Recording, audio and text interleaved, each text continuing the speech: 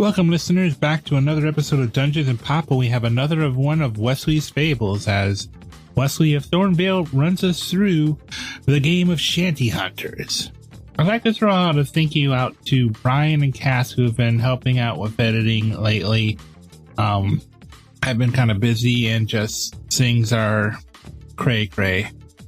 But I think I'm going to enjoy this game. It was a lot of fun, and Cass put some really good sound design on it. Our promo for this week is actually for a network. It's for Creative Typos, the network that has hosted such shows as Microphones and Monsters, A Fool's Quest, and many others. They're definitely worth a look out. We've interacted with them a couple times, and they're a really good crew of people. If you had to pick just one thing to entertain you for the rest of your life, what would you choose? Creative Typo Entertainment is a storytelling network of renowned indie creators with decades of experience dedicated to helping you answer that question. Do you have an affinity for cosmic horror, role-playing, and entrancing yet mysterious storytelling? Check out our actual play D&D podcast, Microphones and Monsters, and easy-to-binge 30 to 45-minute episodes. And if that piqued your interest, be sure to check out the spin-off of Microphones and Monsters, DreadTech Inc., for a fast-paced, action-packed, dystopian horror real-play D&D story. Or maybe pop culture puns are more your style. A Fool's Quest is a D&D role-playing comedy podcast. Each episode is under an hour, so you can keep up with the heroes and the villains in this gut-busting, slapstick story with deep lore. And for something a little more serious, with much mystery and many suspenseful moments built in the same world as A Fool's Quest, check out the spin-off, Ethereal Embrace. Or maybe audio dramas are more your speed. Check out Stick Shift Incorporated, a serial drama about life, death, and capitalism, set in a fictional version of modern-day Vancouver, British Columbia. Do you want your stories in smaller bites? Check out Into the Night, an anthology podcast. Each story in this thrilling and twisted anthology explores the unexpected and leaves you yearning for more. All in around 10 to 15 minutes per episode. Or our newest audio drama follows Emily, who might be the cause of the end of humanity. Emily is an anomaly, chaos incarnate. In this story, Emily twists and turns between the lines, trying to figure out who her friends are, who is trying to manipulate her, and who is trying to kill her as she tries to uncover the truth about what is happening to her. And if you enjoy watching your stories live, join us on Creative Typo's Twitch channel for a dark and winding campaign adventure through fantastical worlds like a cursed kingdom and the Fey Realms in Elder Brain's Crown of the Oathbreaker. Find all this and more at creativetypo.com.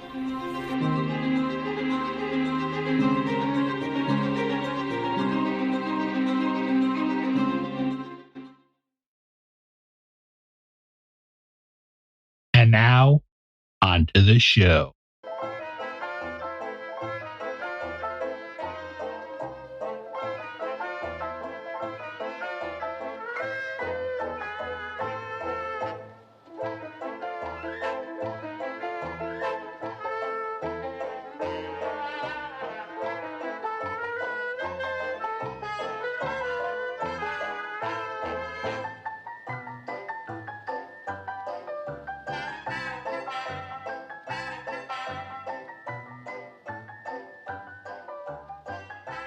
Greeting, listeners. Welcome back to another one of, if this goes well, I actually have a proposition for you then, Wesley, and we'll have to come up with a name for this segment. Okay. But we have another guest DMing by Wesley from Thornvale. I don't know why I thought I was going to screw that up.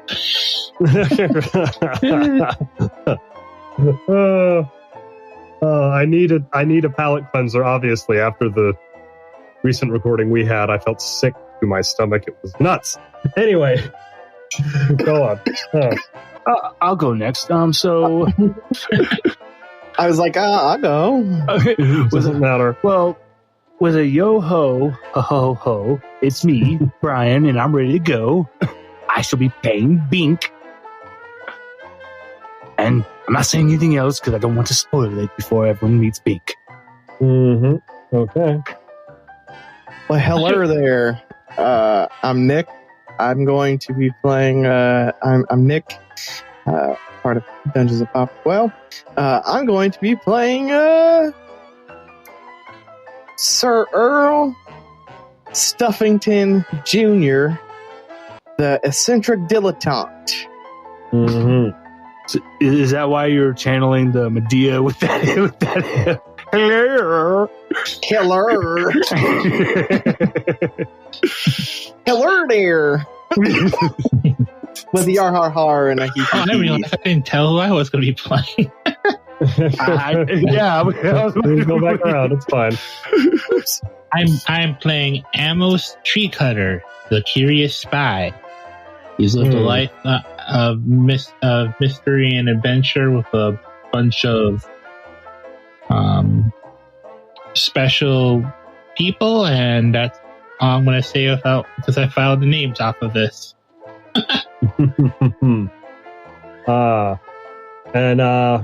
To all listening, this is actually only my first time running this system, and I've only ever played this system at one other point. So if I if I manage to mess it up, then please don't yell.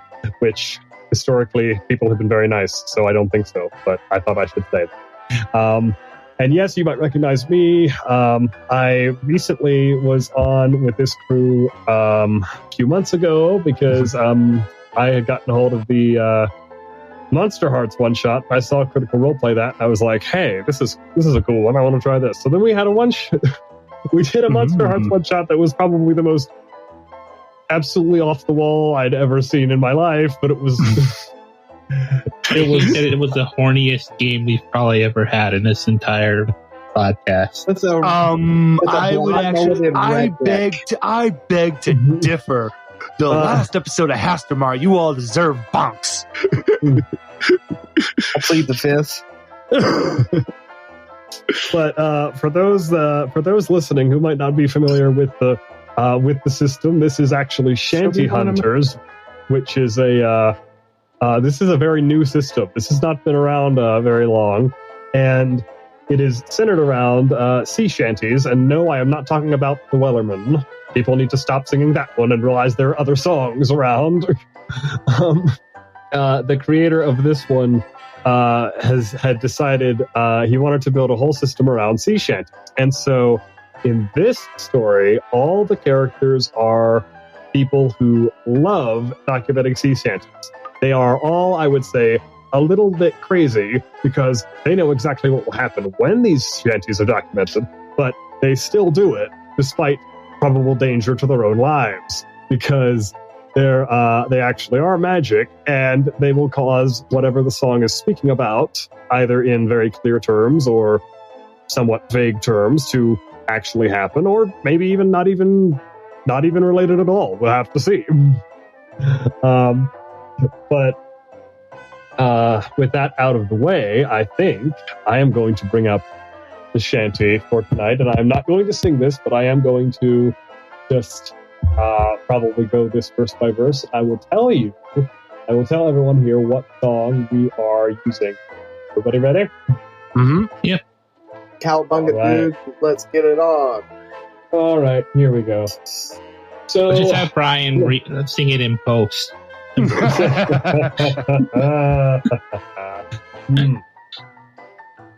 So we are using the sea shanty known as Santiana tonight, and this one, there are rumors that this one could be somewhat about Santiana when he conquered Mexico and possibly buried treasure there. You know, he came to the New World and found and buried treasure in Mexico somewhere, but all the men were brave and true, every soldier brave and true. Oh, Santiana fought for fame, and Santiana gained a name. And Zachary Taylor ran away. He ran away at Moliel Rey. Santiana's men were brave, many found a hero's grave. It was fierce and bitter strife. Hand to hand, they fought for life. Just dropping the page here. Hold on. And Santiana's name is known. What a man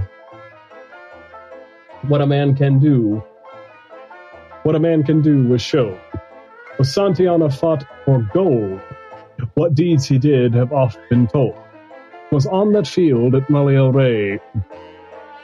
Santiana lost a leg that day. Okay, well that's not so great. Santiana was a fine man until he found havoc with Uncle Sam. Oh boy. Okay, so possible problem with the government here. Santiana has gone away, far from the field at Maliel Rey. Santiana's day is over. Santiana will fight no more. And Santiana is dead and gone, and all his fighting has been done. We'll dig his grave with a silver spade, and mark that spot where he was laid. Santiana, now we mourn. We've laid and buried off Cape Horn. And now Santiana shovels his gold around Cape Horn in the ice and cold. Okay, and with that, I believe we are ready to begin. Is everyone ready? Yes. Yeah. Okay, so the scene comes up. Let's just imagine a camera here. It comes up over a very busy city. You're not really sure where this is, but it's terribly, even for so early in the morning, there's a ton going on. And you see far off on the docks at the very edge of the ocean, actually. You see all these ships are putting in and going out and being, people are shipping different things every which way, and there are a couple very large ships there in port today, and one of them that the camera will come into, you'll see on the side of this boat. It's a well-appointed ship. It's got the two main decks, and but it's in good repair. It's not nearly as shabby as some of these smaller boats around the same area. And then on the side of it, in gold letters, you see the sun catches on. Indefatigable is its name, and as we do a pan over the deck itself, we see lots of sailors, calling out orders, preparing to stow different items like cargo, and make sure ready to cast off. We see the captain there standing at the wheel, and then along the rail we will see three different people, all I'm assuming with very different looks. People that you to see them, you would wonder, how exactly are these three even here together? They don't really match each other, so what's going on here? And what if we just go down the rail as these characters are looking out at the city, or back toward the city, or out towards the ocean, and hear a little bit about who these characters are? Amos is kind of strutting down the path. He's got a cane. He's got a simple cane, a white buttoned up shirt with a black vest over the top, and pants, and then just not like, I want to say lower class, but not lower middle class pants. Style pants, not too flashy, nice and simple. And he's got a bowler cap with a simple yellow stripe. He's pretty clean shaven, except for like a small goatee. Okay, all right, that's one person down, just pacing up and down the rail. And what about person number two? Bink is over on the bow, just looking out to the sea. his hair is so matted and unruly that instead of growing long out, it's just grown out into a fro. And he has like a tiny little top hat on the top of it. It makes no sense about how the hell it's balancing on the top of that massive amount of hair. He's rail thin. He is wearing a nice little dapper little suit though. He even though he's out in the sun all the time, he is just ghostly white. Okay. But he has a big joyous smile on his face, and he is just excited to be out on the sea again. All right. Throw the last one. All right, so Sir Earl Stuffington Jr., the third Esquire, is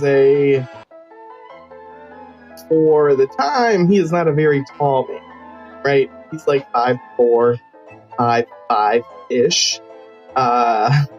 He's of average height and build. He is very unkempt, as in, very scraggly beard, kind of longish, knotted hair. And he's just kind of, what's the way to put it? You can tell he's not quite sure what's going on exactly, but he's just here. He's happy to not be stuck in the house. Okay. And if you guys will give me just one second. There's one thing rule-wise I need to check. You can probably edit this out if you need to, but whereas as a southern dilettante, they tend to keep Earl away from a lot of things. This is kind of his first big thing without an accompaniment of different people. Okay. I'm glad I looked this up because I would have been playing this so weird. So you're not going to need many dice. You're only going to need one. But everybody, find me a d6. So, all right, we have gone through. We have met the characters, and yeah, so they are the sailors, the crew. They're and you're all on board this ship, the Indefatigable, and what you might be there for your own reasons, but you know that this ship is actually taking a fairly long voyage from the port city of London, where you are right now. This is London,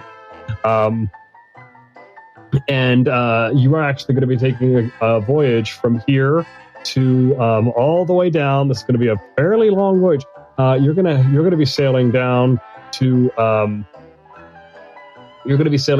Australia, okay? Because this is for time frame context.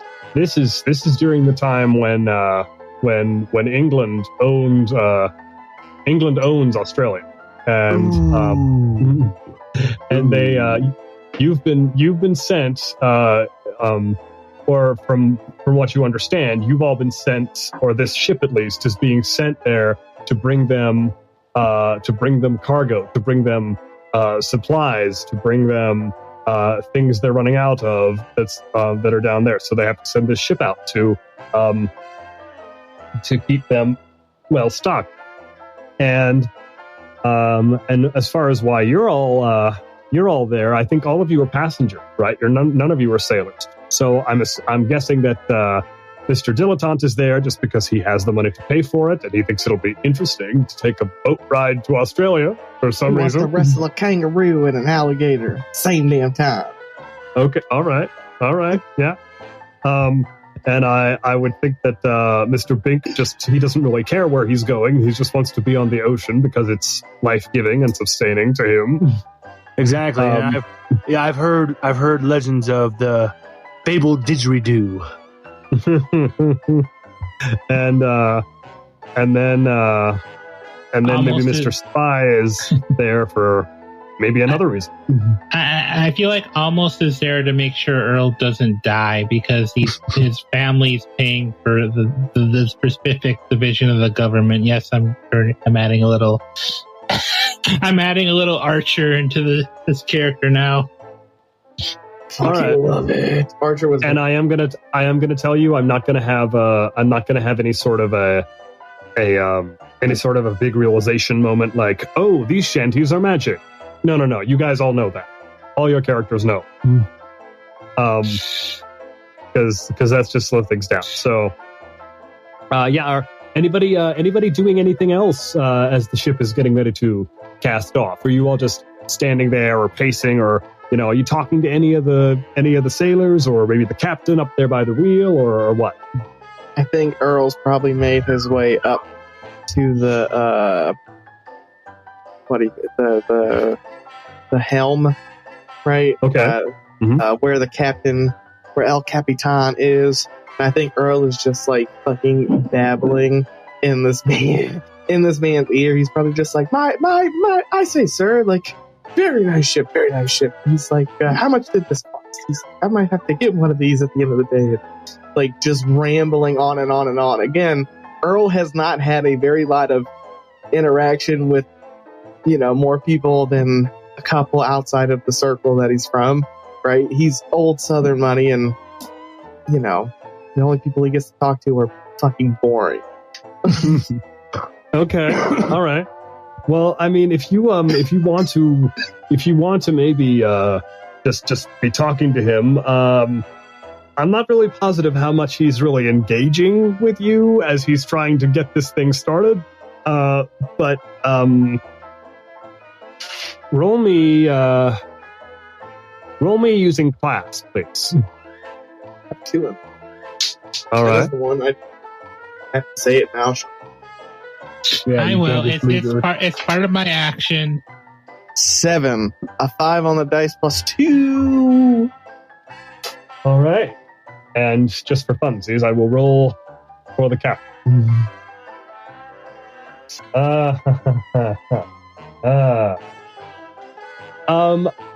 And I don't really have separate stat blocks for the other NPCs. I sort of decided I'm gonna give them what I think would fit their characters in the moment.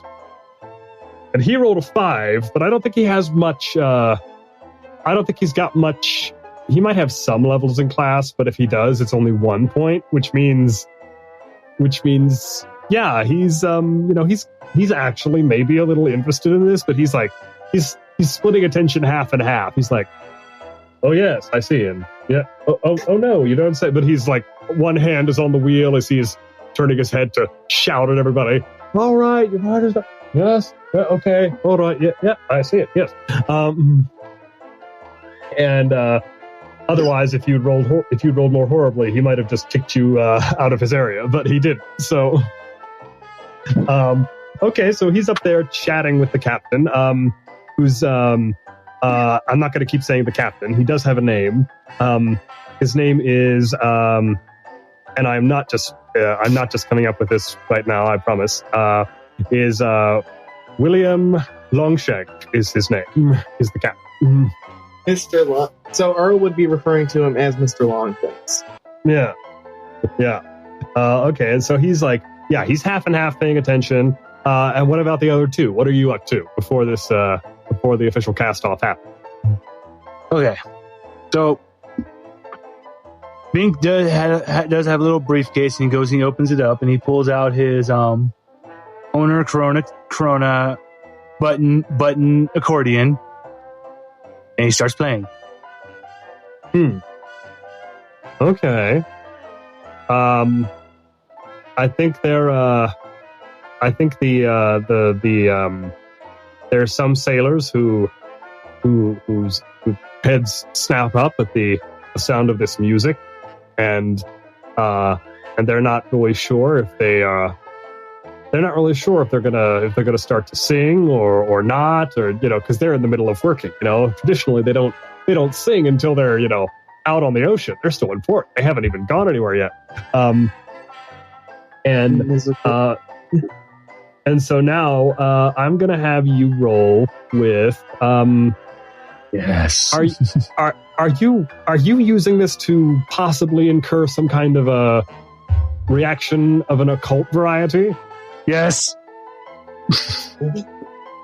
All right. Then I want you to roll with occult. Please be. I'm so happy. I got a 5, so +2, that's 7. You got a 7. All right. I'm going to roll for the crew at large. Damn, we're rolling bosses tonight. And then, whoa, okay. I'd say that these are fairly superstitious people. They've been around the ocean a long time. This is like their 7th or 8th voyage. You know, they've done this before, so they're somewhat familiar with occults. So they're going to have 2 points in occult, but that doesn't matter. But that doesn't matter in this case because I rolled a 1, which means that even if they're, you know, slightly nervous for it, the pull of the music is just too strong. And so as they're casting off, as they cast off and they hear the captain make the signal and they cast off and they're rowing out there, and all of a sudden, you know, they're not even out of port yet, and they're starting up this sea shanty. And of course, the sea shanty is the same one that I told all of you at the beginning. So they're finding their rhythm, they're stamping, they're clapping, but you three, knowing exactly what might happen as a result of this, what is your reaction? I know that Bink is probably like, I mean, he started the whole thing, so he's probably like into it, like, let's go. Okay, all right. So he's could possibly die as a result, but all right, he's totally into it. What about the other two? The one guy's talking to the captain, the other guy is just walking about. Almost was watching this, and he takes a long sip from his flask before he goes back to what he was originally doing, which was examining the mast is the name for the pole that the sails are on, right? Or am I? Yeah, that's correct. Yep. Mm-hmm. He's examining the mast on this ship because from prior sea shanty experience, he knows an improperly treated mast, when if you don't get all the little buds off and whatnot, that's how you get ants. Okay. All right. And did you just say ints or ants? I said ants. That's like I said, it's the worst joke ever. It's fucking great though. That's where the tree ants come from. The mast splits and falls, and then okay.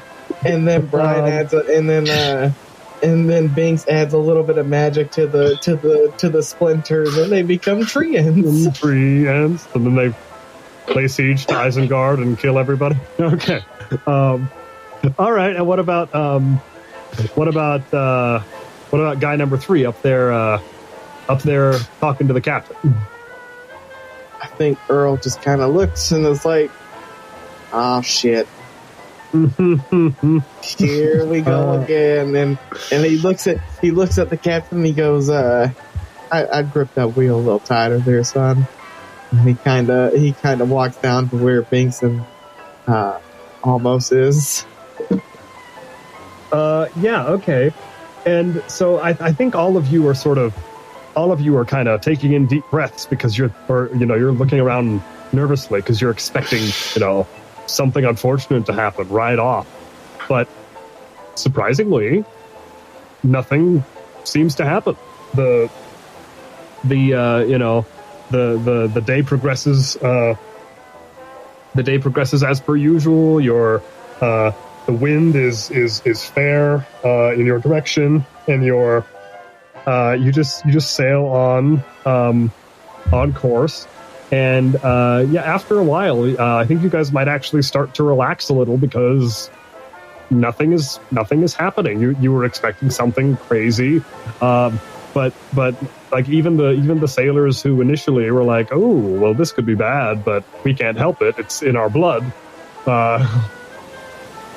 Nothing really has happened, and now we've gone.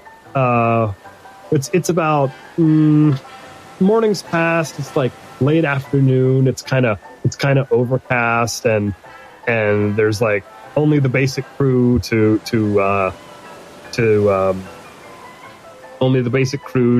mind the ship, and the captain is up there by the wheel. And as you as you're going on, what happens is that I need everybody to roll me with a, what would be the best stat for this? Let me take a look.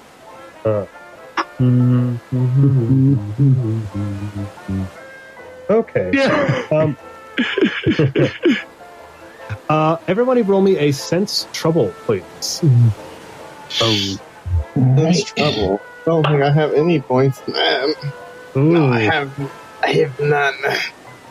I have none, but I rolled a 6. I rolled a 5 on a dice plus 1, so 6. 6, and I rolled a 4. 4. Okay, so Earl doesn't see anything amiss or hear anything amiss. He thinks everything is totally fine. And but the other two, they as they go on, and the overcast and the wind is picking up a little, they start to hear this very kind of ethereal sort of music coming from somewhere out on the water, and they can't see anything. There's no idea of where this music is actually coming from, but they can hear it, and the two of you hear this. Do you have any sort of reaction? What do you do? Oh, it doesn't have words. It's just a very rhythmic sort of, high pitched. Sounds like maybe a female voice, but it's not with words. It's just tonal, and you're not sure really what it is. Bink is going to start playing in a company to it. He's going to try to catch the rhythm for it and start playing along with it. Okay, you want to see if you can play along. All right, and yes. What about Mr.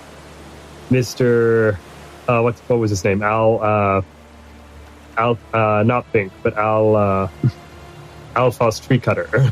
Almost. Yeah. Almost. Can we put it in the chat too, so it's easier to remember too? Because you also rolled a 6, right? Yeah, I think you'd be going in the direction that the music is coming from to try to get a better view of what's going on. Ah, okay. And I think he also picks up his cane, and he kind of does like a snapping motion as being a spy for the U.S. government in this time of innovation. He had a rifle cane. Oh, okay. That's actually pretty awesome right there. All right. He's got a rifle cane, and he wants to get a closer, maybe a better look at where this sound is coming from. Okay. Well then, I'll need both of you to make rolls. Both of you need to roll for occult, please. Yes. All right. Okay, that's a failure because it's a 2 + 1.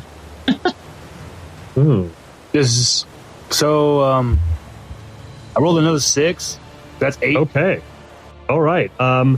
Yeah. So, Mr. Bink, you are not affected adversely at all by this sound, by this music. You hear it, and it speaks to.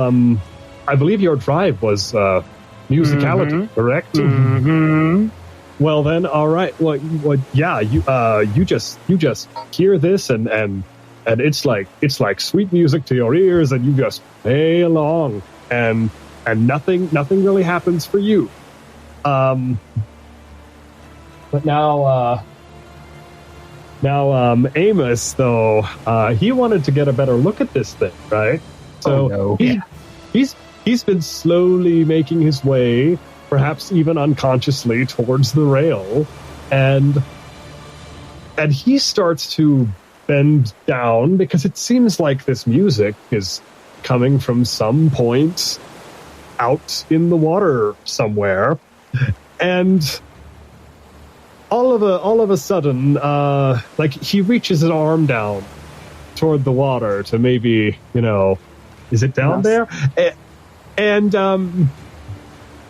And yeah, your arm is caught by something which reaches up out of the water. And I'm going to need you to roll with possibly athletics, I think, or let me take a look. Athletics or they're a better fit here.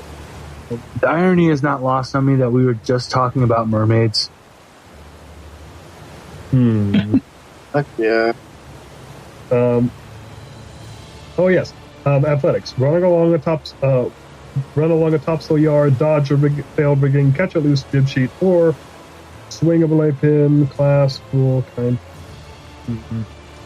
Oh, maintain a heading on the waves, sensible, stealth.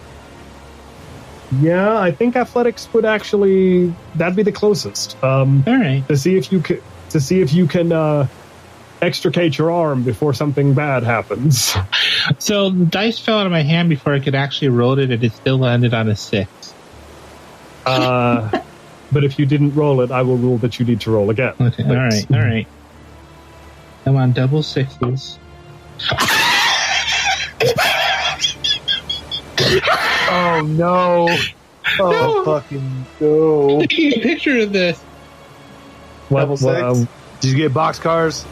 Boxcars, yes. Wow. Wow. Okay. All right.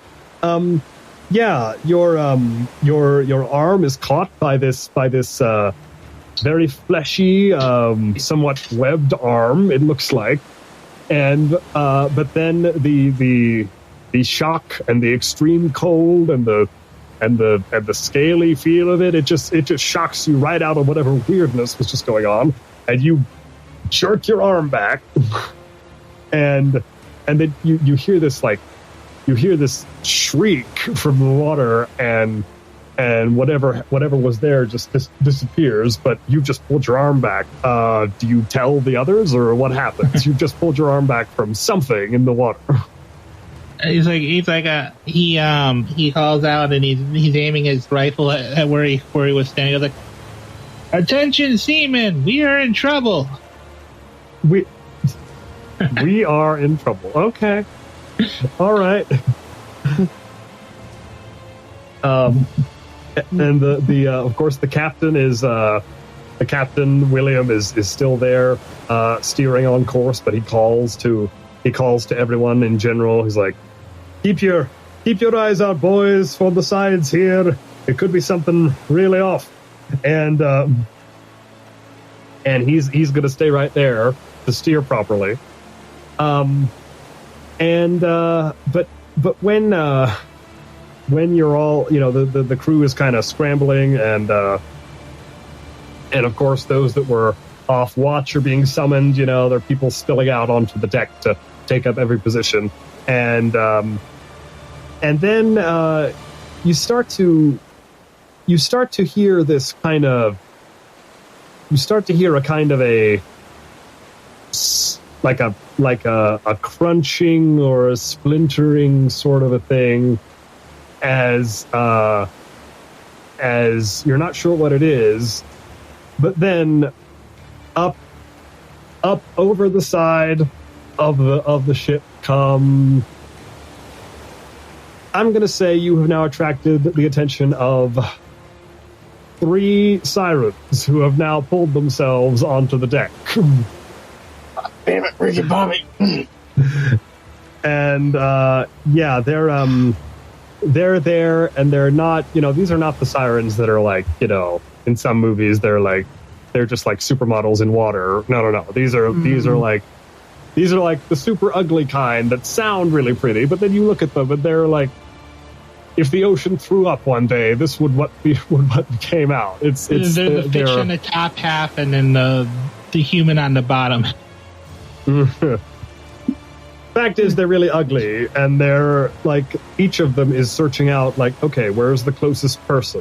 Where is the closest person? And surprise, surprise, each one of them, for some reason, we don't know why, each one of them seems to pick out one of you individually. Ugh. And and now they're going, yep, each one of them is coming straight for you. Yay. So I'm going to need everybody to make a roll here. Okay.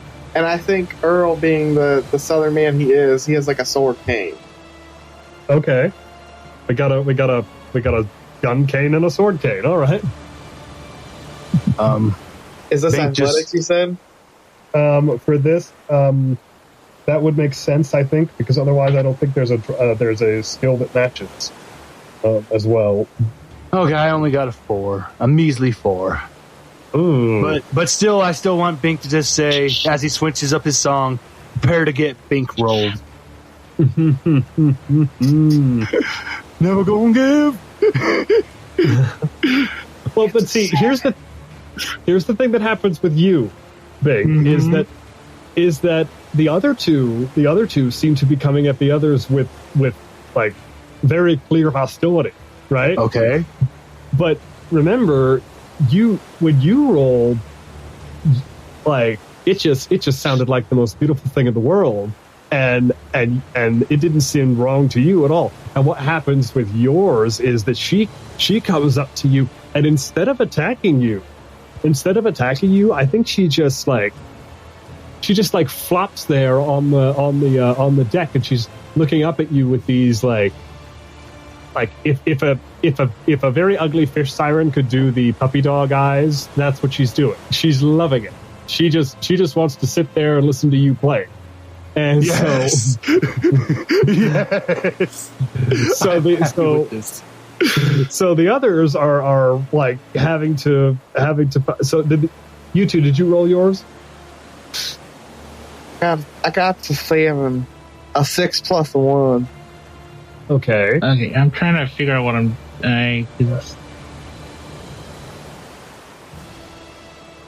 You know what? I'm going to do something sneaky. Thank goodness I took a point of athletics. But I feel like Amos is kind of just moving himself to the side, and he pulls out a switchblade, and I want to rogue attack this thing as it comes up. Oh my God. Okay. All right. You wanna stab it. All right. So make a roll. Okay.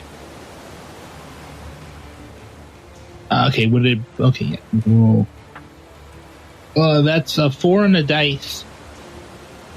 I was thinking this might be stealth because I'm hiding the knife, maybe. Okay, if the knife is hidden and you're trying not to be obvious, yes, I'll make it stealth.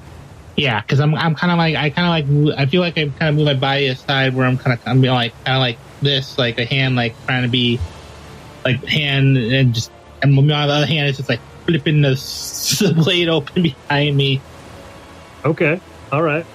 You got a 4, and then how many stealth do you have? I have 2 stealth. Okay, that makes it a 6 for stealth. With that number, I am going to say that you trade harm. I'm going to say that you manage to stab, but it's like it's not exactly where you were aiming because she catches sight of it as it's coming, and so it hurts, but it's not what you were aiming for. And then she, in the same action, lunges forward, and she's down on the ground, and you're standing up. She manages to take a little piece out of your leg. Yeah, you're bleeding now. It's a good thing I have a cane. Mm-hmm. What are you gonna? Are you gonna are you gonna take the cane and try to swing at her or what? So I wanna use the sword portion of the cane, and like Zorro, I just want to be like Anga, and just do some quick little swips and swaps at her at her straight chest there. Cutting an E. Okay. Yeah. All right. No, it's just gonna be a junior. I'm carving junior into the. You're a dork. Okay. All right. She will forever have to be known as Junior because it will be right on her body. All right. And so, but now I'm curious. Bink, how are you and your siren groupie getting along? What is going on here? Well, I think Bink would catch on that she's digging what he's laying down, and he's just going to try to do like a Pied Piper situation and just lead her back to off the boat. Oh, okay. All right. If you're trying to lead her and you're playing this song in order to lead her, I'm gonna make a roll for my creatures. I think. Okie dokie. Creature roll. Okay. Yeah, they're strong in occult too, given their own nature. But even so,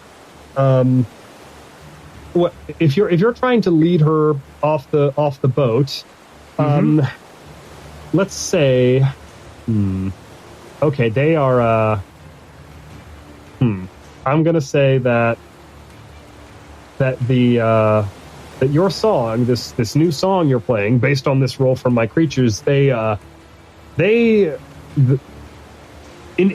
the other two, I don't know why, the other two didn't really hear your beautiful music, and now that they're up in the air, out of the water, they hear this change in song, and I think both of them they turn their heads, and then I think all three of them start to follow if you're going toward the edge. So yes. So oh God, if you, although you might have to do something to actually get them to, dive, because they can tell the music is here and they like it. So you might have to do something a little extra to get them to actually take a dive. So to make sure everyone else is safe on the ship, I think Bink would have to try to do something a little risky. Okay, what are you trying to do? Okay, a little risky. So I'm trying to think the directions in the way. Okay, is there a chain anchor anywhere close by? The anchor would be the anchor is currently what? Okay. Actually, wait. No, you know what? That's actually, I think I just thought of a different one. So, with the mast and the sails, there's usually the tie anchor ropes. Yeah. If there's any extra rope hanging down, Bink doesn't need a lot. He just needs enough to either to just tie to his ankle. Because essentially what I want him to do is to just walk off the ship and keep playing. And still be playing as he's hanging. So basically put the illusion that he's gone over the ship and he's in the water for them and that they should go off. Okay. Let me I'll say that I'll say there's enough I'll say there's enough slack rope, okay? Mm-hmm. But in order to I think you will have to roll just to see, like, do they believe this false illusion you're trying to portray? That makes a lot. That's exactly what I was expecting, because and since this is but this is not. You're not necessarily using magic for this. You're just doing it. So, I'm gonna say that this is a innovative idea. You know, I'll roll with seamanship because you're improvising an idea. I am so happy I actually put a point into that.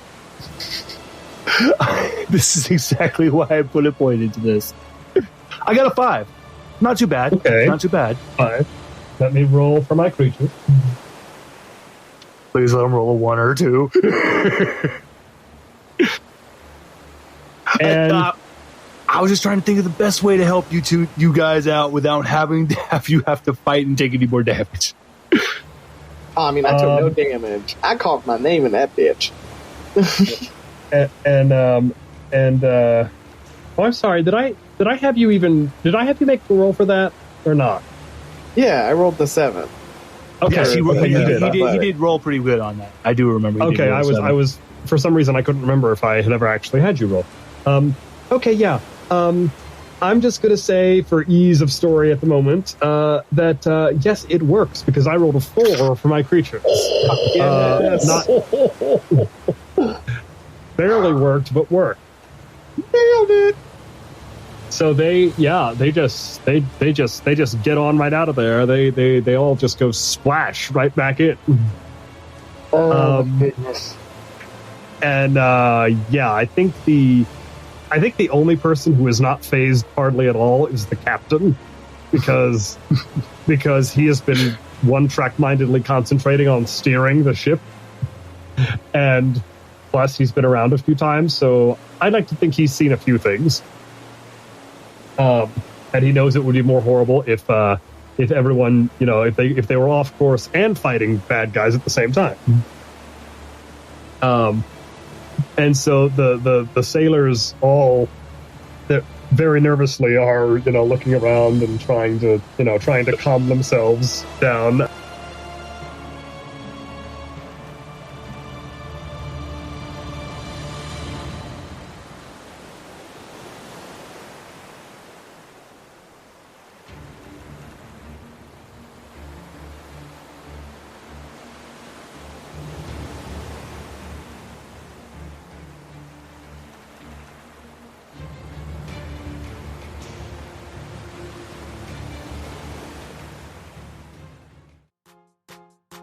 You can find Dungeons and Pop at Dungeons Pop on Twitter and on your podcast app of choice.